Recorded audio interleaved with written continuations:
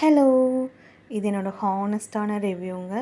எனக்கு என்னன்னே தெரில, ஒரு பாஸ்ட் 6 to 7 இயர்ஸா வந்து நான் எந்த பால், மில்க் அந்த எதுவுமே குடிக்கிறது கிடையாது. பால், டீ, காஃபி எதுவுமே குடிக்கிறது கிடையாது.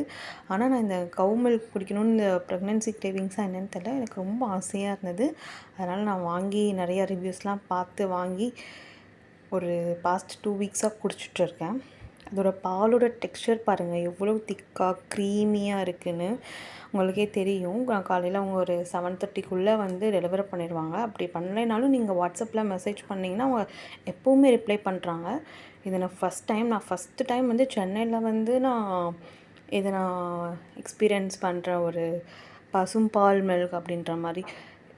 இதுலேயே வந்து பார்த்திங்கன்னா, பால் ஆறி அந்த ஈவினிங் போல் பாயிடுச்சுன்னா வச்சுக்கோங்களேன், நமக்கு அந்த எல்லோ கலரில் பாலாடைலாம் தெரிய ஆரம்பிக்கும். ஸோ அது பார்த்தாலே ஒரிஜினலாகவே நமக்கு தெரியும், இது கவ் மில்க் தான் அப்படின்னு.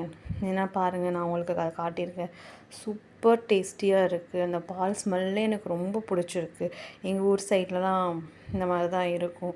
அதுக்கு நேரம் ஆக ஆக அந்த பாலாடைலாம் வந்து அந்த பாலாடை வந்து அப்படியே எல்லோ கலரில் மாறிடும். இந்த பால் காய்ச்சினோடனே நான் அந்த பிக்சர் அட்டாச் பண்ணியிருக்கேன், பாருங்கள் நீங்களே.